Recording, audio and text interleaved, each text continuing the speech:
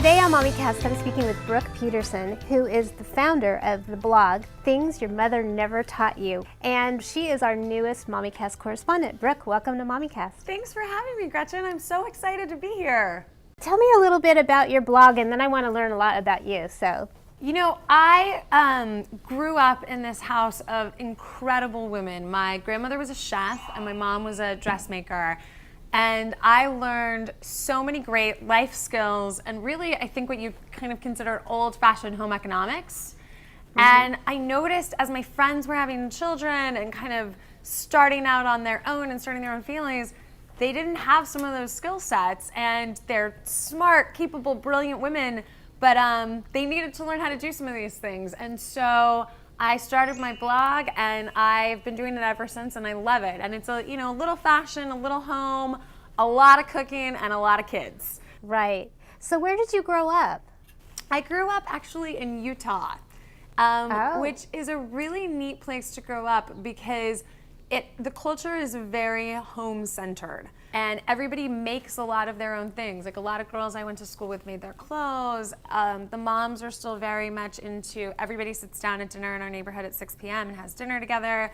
So it is, for somebody like me who loves those kinds of things, it was fantastic. Right, I really like that kind of pioneer spirit. My roots are in the Midwest, so we kind of have that same thing. I've never put that word with it, Gretchen, the pioneer, but that's exactly, I've been looking for that word for a long time. That's exactly what it is, because it's a can-do attitude. It was always like, oh, well, you like that dress? Figure out how to make it. Or that meal is really good? Let's figure out how to do it. Right, exactly. So I understand that you have a daughter. I do. Is she one yet? She turned 1 on Thursday of last week, and her birthday party was this weekend. Oh, very fun. Do you have kind of a running list going of what you want to teach your daughter? I do. Probably the biggest thing I want to teach her is self-sufficiency. Because especially for girls, I believe girls make the best choices when they are self-sufficient, when they make choices out of want instead of out of need. And so for her, it's funny, I didn't realize this until I had her. I so want to do everything for her, and I imagine that will continue until she's, 30 years old. That I want to give her everything. I want her to be happy.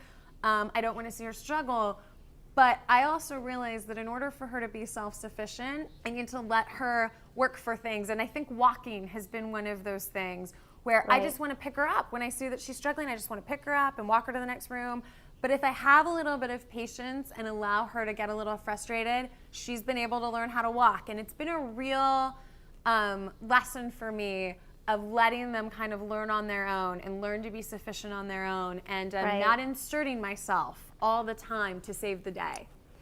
Yeah, I kind of fell into that trap of being that helicopter parent, wanting to do everything and wanting to make sure that their grades were always good and stuff. And the most important thing that I've learned is that you gotta let them fall, and sometimes the fall is hard to watch.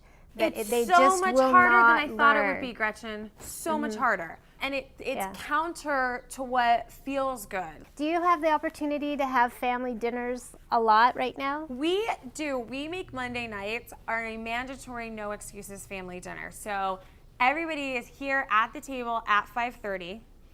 And we, even though Rome is only 1, we've just decided that is going to be a non-negotiable in our house. Because if we don't start it now, then it's going to be an uphill battle. And I have found, as I've kind of talked to people, it seems to me that the happiest families and the families that seem to be the most successful are the families who sit down to dinner together.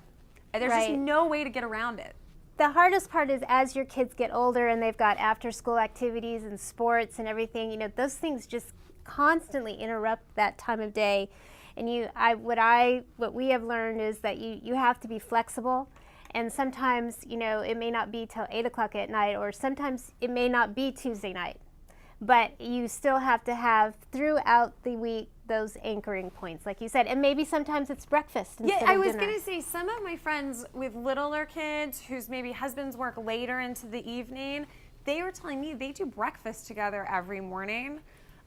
Which I think that's kind of an interesting one to do too. If maybe you can hit a dinner one day, a breakfast one day, lunch after church on the weekend. I think there's if you can hit all those different 1 or 2 a week, it's great. You're doing your job. Brooke, thank you so much for joining me today. It's been great talking to you. Thank you so much for having me, Gretchen. This is such a great gift. I love being on the show.